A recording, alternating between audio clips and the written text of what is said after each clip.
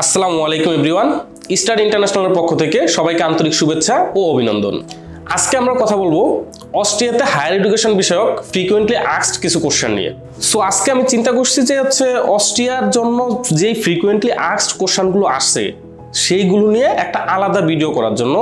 So আপনারা যদি অস্ট্রিয়াতে A to Z guideline পেতে চান তাহলে অবশ্যই আমার আগের ভিডিওটা দেখে আসবেন। দেন পরবর্তীতে যদি আপনার মনে কোনো কোশ্চেন থাকে সেটার জন্য এই ভিডিওটা দেখবেন। আফটার অল তারপর যদি আপনার কোনো কোশ্চেন থাকে সেটা অবশ্যই কমেন্ট সেকশনে বলবেন অথবা আমাদের অফিস ভিজিট এসে সরাসরি আমাদের সাথে কথা বলে যাবেন। তো আজকে আমি আপনাদের কাছে 12 থেকে 15টি ফ্রিকোয়েন্টলি আস্কড কোশ্চেন নিয়ে কথা বলবো। এর মধ্যে প্রথম যে কোশ্চেনটা আমরা পেয়ে থাকি যে অস্ট্রিয়াতে ব্যাচেলরে যেতে হলে কত বছর কমপ্লিট থাকা লাগবে। সো দ্যাট মিনস এটা আপনারা হয়তো বুঝাইতে চাচ্ছেন যে অস্ট্রিয়াতে ব্যাচেলরে যাওয়ার ক্ষেত্রে শুধুমাত্র এসএসসি অথবা এইচএসসি দিয়ে যাওয়া যাবে কিনা। এটার অ্যান্সার হচ্ছে কমপ্লিটলি নো। মেইনলি অস্ট্রিয়াতে যদি কারো ব্যাচেলরে যেতে চায় সেক্ষেত্রে তাকে যদি এসএসসি ও এইচএসসি কমপ্লিট থাকে তারপরও তার ম্যাক্সিমাম ইউনিভার্সিটি যেমন ইউনিভার্সিটি অফ ভিয়েনা সহ আরও কিছু ইউনিভার্সিটিতে তারা 14th ইয়ার এডুকেশন চাচ্ছে। তার মানে বাংলাদেশ থেকে আপনাকে 2 বছর অনার্স কমপ্লিট থাকা লাগবে। অ্যান্ড নট নেসেসারি আপনার সেই 2 বছর অনার্সটা সেকশন 1 ইউনিভার্সিটি থেকে থাকা লাগবে কিনা। এটা ইউজিসি অ্যাপ্রুভড যে কোনো ইউনিভার্সিটি থেকে আপনার 2 বছর কমপ্লিট থাকলেই হবে। অ্যান্ড 2 বছরের সেই মার্কশিটটা অবশ্যই আপনাকে বিএফএস এর থ্রুতে বা কনসুলেট অফিসের থ্রুতে আপনাকে লিগালাইজেশন সম্পূর্ণ করে আসতে হবে। সেকেন্ড যে কোশ্চেনটা সেটা হচ্ছে ভাইয়া আমি A level O level complete করা আছে আমার কি লিগালাইজেশন লাগবে কিনা। সো এই কোশ্চেনটার অ্যান্সার হচ্ছে না। এ লেভেল ও লেভেল যাদের কমপ্লিট আছে, যারা ব্রিটিশ কাউন্সিল অথবা ক্যামব্রিজ সার্টিফাইড এএস করা আছে, সো তাদের জন্য লিগালাইজেশনটা লাগবে না। তারা সরাসরি ইউনিভার্সিটিতে অ্যাপ্লাই করতে পারবে। বাট ইউনিভার্সিটি যদি তাদের ডকুমেন্টসগুলো সেন্ড করতে বলে সেক্ষেত্রে আপনারা সরাসরি ব্রিটিশ কাউন্সিল থেকে অথবা ক্যামব্রিজ থেকে আপনাদের ডকুমেন্টসগুলো ইউনিভার্সিটিতে সেন্ড করলে হয়ে যাচ্ছে। আর আগে সেটাও লাগতো না, বাট এখন কিছু কিছু ইউনিভার্সিটি চাচ্ছে ডকুমেন্টসগুলো অথরাইজড থেকে সেন্ড করার জন্য। সো সেক্ষেত্রে আপনি যদি সেটা সেন্ড করেন তাহলেই হবে। আপনার কিন্তু এক্ষেত্রে কোনো ধরনের লিগালাইজেশন করার কোনো দরকার। 3 নম্বর যে কোশ্চেনটা নিয়ে আলোচনা করব সেটা হচ্ছে ভাইয়া আমার ব্যাচেলর কমপ্লিট করা মালয়েশিয়া থেকে, চায়না থেকে, ইভেন ইউকে থেকে বা ইন্ডিয়া থেকে, সো সেই ক্ষেত্রে কি আমাকে লিগালাইজেশন করতে হবে কি না। এই কোশ্চেনটার অ্যান্সার হচ্ছে আপনাকে লিগালাইজেশন প্রসেসের মধ্যে যেতে হবে না।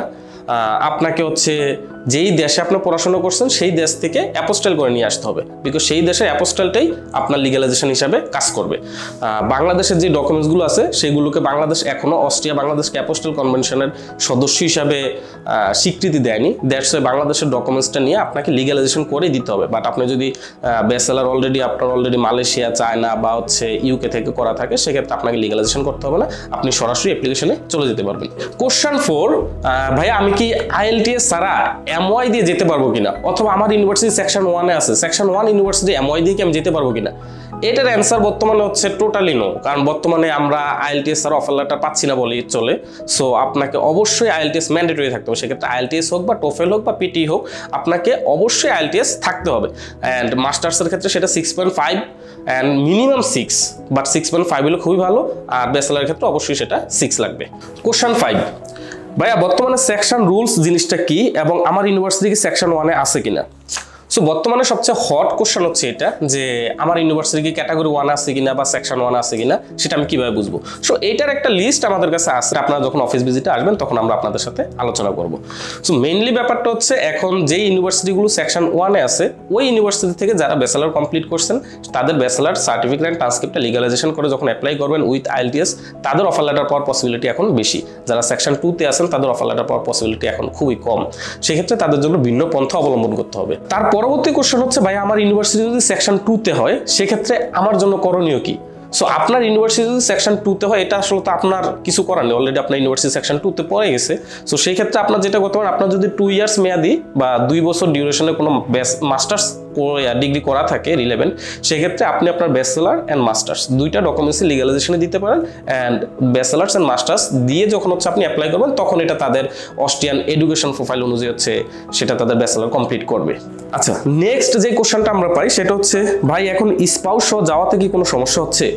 না, এইরকম কোনো সমস্যা এখনো হচ্ছে না। বাট যেটা হচ্ছে এখন স্পাউসকে আর অ্যাপ্লিকেন্টকে আলাদা অ্যাপয়েন্টমেন্ট দিচ্ছে।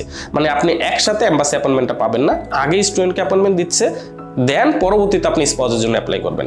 সো ইভেন ওরা বর্তমানে হচ্ছে ওদের যখন হচ্ছে আপনি অ্যাপয়েন্টমেন্টের জন্য এম্বাসিতে মেল করবেন, সেই মেলে তারা লিখিয়ে দেয় অনলি অ্যাপ্লিকেন্ট। সো বর্তমানে শুধুমাত্র অ্যাপ্লিকেন্টের জন্য আগে অ্যাপয়েন্টমেন্ট দিবে, দেন পরবর্তীতে আপনি স্পাউসের জন্য অ্যাপয়েন্টমেন্ট নিতে পারবেন। সো এটা কোনো সমস্যা না, হয়তো আপনার স্পাউস যেতে একটু লেট হচ্ছে, বাট স্পাউস সহ অ্যান্ড বাচ্চা সহই বর্তমানে যাওয়া যাচ্ছে, কোনো সমস্যা নেই। দেন নেক্সট কোশ্চেন হচ্ছে ভাই আমি ব্যাংকে কত টাকা রাখবো অ্যান্ড ব্যাংকটা কার নামে থাকতে হবে। সো আপনি যখন হচ্ছে অফার লেটার পেয়ে যাবেন, দেন হচ্ছে আপনি এম্বাসি ফেস করতে যাবেন। এম্বাসি ফেস করার সময় আপনাকে কিন্তু একটা ফিনান্সিয়াল স্টেটমেন্ট দেখাইতে হবে, সেটা সেভিংস অ্যাকাউন্টে হোক বা হচ্ছে আপনার এফডিআরই হোক না কেন, কিন্তু এই অ্যাকাউন্টটা অবশ্যই অ্যাপ্লিকেন্টের নামে হতে হবে। মানে যিনি অ্যাপ্লিকেন্ট অবশ্যই তার নামেই আপনার অ্যাকাউন্টটা থাকতে হবে, এবং সেই অ্যাকাউন্টটাতে মিনিমাম আমরা যেটা বলে থাকি 20 থেকে 22 লাখ টাকা সিঙ্গেল অ্যাপ্লিকেন্ট হলে দেখাইতে পারেন। আর যদি হচ্ছে আপনি স্পাউস সহ হন, সেক্ষেত্রে 35 থেকে 40 লক্ষ টাকা আপনি দেখাইলেন। অনেকে আমাকে বলে থাকে যে ভাইয়া বাংলাদেশ থেকে কি ভিসা প্রসেস হয় নাকি অন্য কোনো দেশে যেতে হয়। ইভেন এটা আরও স্পেসিফিকভাবে আসে যে বিভিন্ন গ্রুপগুলোতে অলরেডি দেখা যাচ্ছে যে বাংলাদেশ থেকে সেনজেন ভিসা হচ্ছে। সো যেটা আপনারা দেখতে পাচ্ছেন সেটা হচ্ছে ট্যুরিস্ট ভিসা বা শর্ট এন্ট্রি ভিসা। যারা হচ্ছে 90 ডেজের কম ভিসার জন্য আবেদন করবেন তারা বাংলাদেশ থেকে বিএফএস এর থ্রুতে করতে পারবেন। বাট আপনি যেহেতু স্টুডেন্ট অ্যান্ড স্পাউস সহ যাবেন, অথবা আপনি স্টুডেন্ট হিসাবে যাবেন সেখানে পড়াশোনা করার জন্য, আপনার ডিউরেশন মিনিমাম 2 ইয়ার্স হচ্ছে, সেক্ষেত্রে অবশ্যই আপনাকে এম্বাসিতে যেতে হবে। অ্যান্ড বাংলাদেশি স্টুডেন্টদের জন্য যেহেতু নমিনেটেড এম্বাসি হচ্ছে শুধুমাত্র দিল্লি, দ্যাট মিনস আপনাকে দিল্লি যেতেই হবে। দেন নেক্সট কোশ্চেন, ভাইয়া বর্তমানে কি ইন্ডিয়ার ভিসা হচ্ছে, ইন্ডিয়ান ভিসা কি আমি পাবো? সো এই কোশ্চেনটা অ্যান্সার হচ্ছে আপনি অবশ্যই ইন্ডিয়ান ভিসা পাবেন। আপনার যদি ভ্যালিড অফার লেটার থাকে অবশ্যই ইন্ডিয়ান ভিসা হচ্ছে। সেক্ষেত্রে আপনি যদি নিজে নিজে করতে না পারেন, আমরা আপনাকে ইন্ডিয়ান ভিসা করতে সকল ধরনের সহায়তা দিয়ে থাকবো। ওকে, দেন আরেকটা কোশ্চেন আমি মিস করে গেছি, যেটা আগে ছিল, সেটা হচ্ছে ভাইয়া একবার লিগালাইজেশন হলে কি এটা দিয়ে বারবার অ্যাপ্লাই করা যাবে? হ্যাঁ, এই কোশ্চেনটা অ্যান্সার হচ্ছে ইয়েস। আপনার যখন একবার লিগালাইজেশন কমপ্লিট হয়ে যাবে, সেটা দিয়ে আপনি এই ইয়ার না হয় পরবর্তী ইয়ার না হয় তারপরের ইয়ার আপনি যে কোনো সময় অ্যাপ্লাই করতে পারবেন। লিগালাইজেশন মানে হচ্ছে আপনার ডকুমেন্টসটা সলিড, এটা কোনো ফেক না। সো আপনার ডকুমেন্টসটা যখন একবার সলিড প্রমাণিত হয়ে যাবে, সেক্ষেত্রে আপনি যে কোনো সময় লিগালাইজেশন হয়ে যাওয়ার পরে অ্যাপ্লাই করতে পারবেন, কোনো সমস্যা নেই। তার পরবর্তী কোশ্চেনটা ছিল ব্যাংক স্টেটমেন্টে কত টাকা দেখাতে হবে। সেটা অলরেডি আমি আগের কোশ্চেন আপনাদের সাথে আলোচনা করে ফেলছি, সো এটা নিয়ে আর বলার কিছু নেই। দেন নেক্সট কোশ্চেনটা হচ্ছে ভাই আমি প্রাইভেট ইউনিভার্সিটিতে যেতে চাচ্ছি, সেক্ষেত্রে আমার করণীয় কি? সো আপনি প্রাইভেট ইউনিভার্সিটিতে যান আর পাবলিক ইউনিভার্সিটিতে যান, যেখানেই যান আপনাকে আলটিমেটলি লিগালাইজেশন লাগবে। সো লিগালাইজেশন কমপ্লিট করার পরে দেন হচ্ছে আপনি এবার ইউনিভার্সিটি চুজ করবেন। আপনার যদি প্রোফাইল ভালো হয়, সেক্ষেত্রে হচ্ছে আপনি পাবলিক ইউনিভার্সিটিতে উইথাউট টিউশন ফিতে পড়াশোনা করতে পারবেন। আর আপনার যদি একটু নিচের দিকে প্রোফাইলটা হয়, আইএলটিএস একটু কম আছে, অথবা হচ্ছে সিজিপিএটা একটু কম আছে, আপনি পাবলিক ইউনিভার্সিটি থেকে অফার লেটার পাচ্ছেন না, সেক্ষেত্রে আপনি প্রাইভেট ইউনিভার্সিটিগুলো চুজ করতে পারেন, যেখানে টিউশন ফি রেঞ্জ এক এক ইউনিভার্সিটির ক্ষেত্রে এক এক রকম, অ্যাজ লাইক মডুল ইউনিভার্সিটি বা সেন্ট্রাল ইউরোপিয়ান ইউনিভার্সিটি।